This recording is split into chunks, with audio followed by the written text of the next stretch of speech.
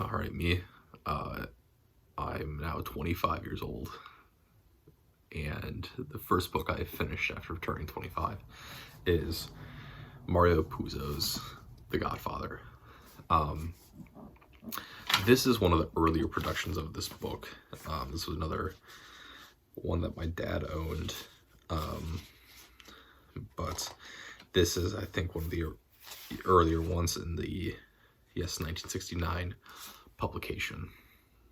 So exciting stuff that is. This being made before the very, very famous movies, which will be something I watch here shortly at some point when I have time. Just because that's not only is this my first time ever reading this book, I've never seen the movies associated with this.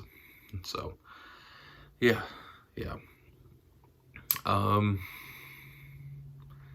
There's a lot to talk about with this, I think. It's a very interesting thing that, like, really, what is that?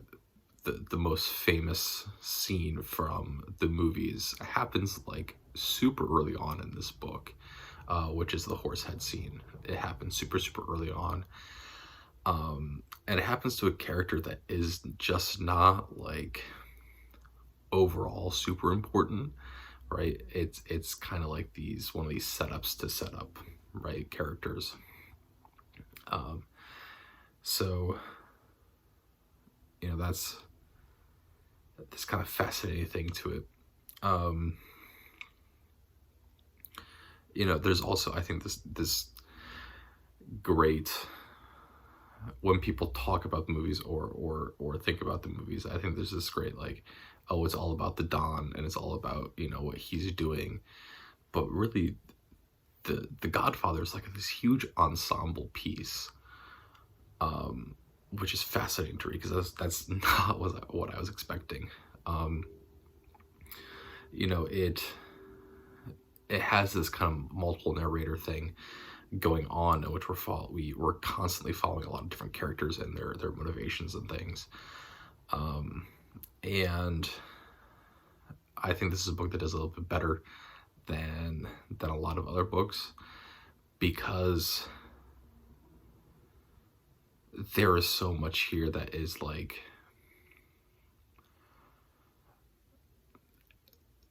if they're not directly affecting the plot, it is information or stories or characters or something that's giving you a lot more insight up into the culture and the way that people are thinking or how they're approaching their lives, right, as a collective community and a collective culture,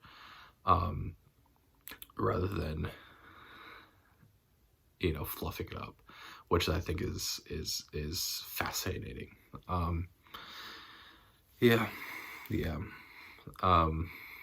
In short, right, this is the story of a young man in Michael Corleone, who is the youngest son of the current Don, as the Don is aging. And Michael does not want to go into the mafia, but through family misfortune and cultural debts that he feels that he needs to fulfill, he ends up taking over and becoming, in a lot of ways, more ruthless than the previous Don. Which is kind of like I don't think that's, like, the cultural experience involved with the movies, right? Mostly because I think the movies are watched by people that are just like, oh, action, ooh, violence, ooh, the mafia is so cool. But in reality, like, the mafia and the mob is, like, yes, it is this underworld kind of pinning, but it is a gang, right? And right, the only difference that kind of situates itself is that it argues to itself that it's a lot cleaner than a gang, that it has higher moral standards, and that it, you know, dresses nicely, right? And that's kind of what it argues, right? But inherently, right, whether it be gangs, whether it be the mafia, you know, it, when you look at what how they are formed and what is occurring, right, is that, as expressed in this book, as well as kind of expressed in the creation and culture of gangs and mafia and things, is that you were looking at an area or a cultural area or a community that is dangerous for whatever reason, to the point of where the ruling power, whatever that may be, whether that be the kings, whether that be a democracy that has police that are trying to uphold laws, decided it's not worth it to go in there anymore and involve themselves with it. And so then the community effectively creates its own government that is an oligarchy, right? Not necessarily a meritocracy, right, but an oligarchy. And it is then these oligarchs that then run and control and dominate the community and the culture, right, to enforce some sort of civility between people, right, which is like a fascinating concept that, you know, no matter what, no matter the people, no matter the situation, people tend to form governments, right? Just not always in the way that we think of when we think of governments, which is fascinating, right? Yeah. And what we see really is that, like, this magnificent Don that gets all this respect and is supposed to be one of the most powerful people in the world, and is like supposed to be like this monster of a man, gets his start because he told off a landlord and then killed an abuser, I think it was. I think that's what he ends up doing. And from that, right, he gets this just like this unbelievable mountain of respect and appreciation, and from that point on, he himself very rarely gets his hands dirty. Everyone else just respects him enough and fears him enough to then go and do it, which is wild, right? But yeah.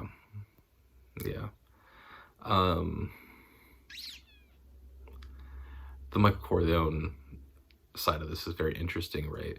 Because I think that you have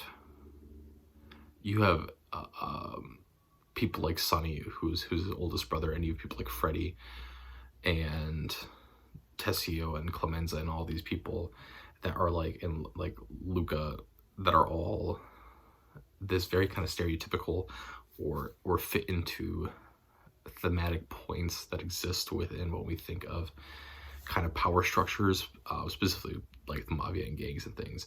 But you have the leader and the Don, who's like this super cool-headed guy that is kind of conniving in a way, but makes his way through life by being clever and being smart. And then you have this kind of rough and tumble, super hot-headed guy in Sonny, and then you have this in Freddie, this guy that's just there because of his family connections and is just a womanizer and is just there for the money, right? And then you end up having Michael, who is the one that does not want to be here, but is the most like his father and is destined in a way to become his father, right? in the same way that, you know, his father becomes this huge respectful person, right, as a debt in order to protect his family, his like community. Michael ends up having the same destiny, right, where as a response and a retaliation against his father being attacked, he becomes the Don effectively and in control of things, by going down the same path, right? Yeah, yeah. You then have the whole business over in Italy with Michael, and you know, I think that's another thing that's like really fascinating, of where once again it's kind of like this perpetuation of like, oh, the mafia and the mob is supposed to be this kind of like families above all else kind of deal, but then also what we consistently see is that the only people that have to enforce and follow those rules are the women. If the men do it, it's fine, it's whatever, as long as no one gets caught, right? It's a very much don't ask, don't tell situation. And so much so that Michael ends up getting married while over in Italy, and then loses his wife in Italy, who is this teenager, because of people trying to kill him for what he did in America. And so, you know, it is both the death of his oldest brother as well as the death of his first wife that then he doesn't really tell anyone about, right? Specifically his second wife, who's also his first love, in Kay Adams, he just does not tell her. And then, but it's very interesting that like this, what makes him become who he is and replace his father is very much based in and around like this thing he's doing for protection, but also this thing that is baked into lies, and it is just fascinating, right?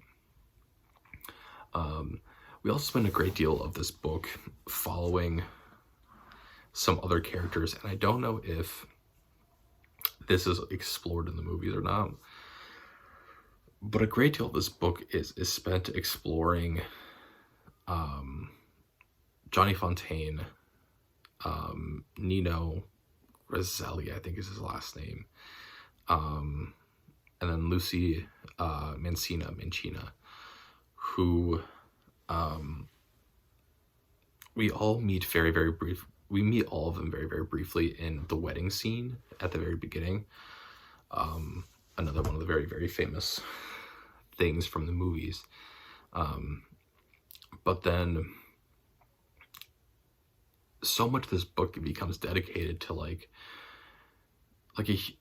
this book is split up into both books and chapters. So like in book 5 of the whole book, The Godfather, it's just all about, I think it's book 5 at least, so much of it is about Johnny Fontaine and Nino and their kind of new rise to stardom, as Johnny gets in on some more producing stuff and kind of makes a second big break for himself. And then the bringing in of Nino, who was one of Johnny's best friends in New York. And then Lucy, who was the maid of honor at Connie's wedding in the beginning, and then ends up having an affair with Sonny, and then kind of gets set up to be kind of this effectively spy in Las Vegas to oversee Freddie, which is another kind of weird thing that, you know, it is what it is. But we spend so much time with them, and with the Johnny and with the Nino stuff, I think it is very much an expression of this is where America is about to go. That the way of the old families of like this, you inherently have respect because of someone's position in the world, and you don't need to fight. You're not fighting them for that respect is gone, and you are looking at kind of this new world that is drug, sex, and rock and roll, but is also just like the promiscuity of things and the issues involved with labor and with entertainment and this new wave where the power actually is. But then the point with Lucy, I think, is very, very different, because her story gets tied into the story of Jules, who is a doctor. And Jules, as a doctor and a surgeon, loses his ability to work in major hospitals because he is an abortionist, and is doing so on the down low. And he ends up losing his ability to work in hospitals because of it. And so comes out to Las Vegas and is working underneath the Corleone family as like a doctor for their hospitals, right? And, you know, we get this whole big thing about Lucy and about how she basically, Jules recommends her for a surgery for her pelvic floor, and the way that he explains it and talks about it, it's both for her sexual health, but also for her own health, right? And long-term health, that a weak pelvic floor can do X, Y, and Z for a woman. And so like, there's so much dedication to like making it out that he's doing this for her benefit and for the betterment of just Lucy's life and long-term future. But then we also then get this very, very graphic scene. Much of this book is very, very graphic, in which he is talking to the surgeon that is actually doing the surgery, and they are using hand motions, discussing how tight to make her. And it's a horrific scene. And the way that I can view this is that like it is a scene to help the reader really truly understand that it is the mafia mentality, whether you are the leader, whether you are some underling, whether you are just a friend of the family, that every action you take, even if you are framing it as you are taking someone's best interest at heart, that you are doing the right thing, is inherently a selfish action for everyone. And everything is made for your own benefit, and you're only choosing to do things because they're going to help you and make you feel better. And so this surgery that occurs is not for the benefit of Lucy. It is so that Jules can have more control over her and get more satisfaction out of her. Which is then you can take to, you know, the Godfather and the Mafia and the mob as a whole, right? Yeah. This book is a fascinating read. It's very lovely. It is also incredibly graphic. Oh my God. It is so graphic. Yeah.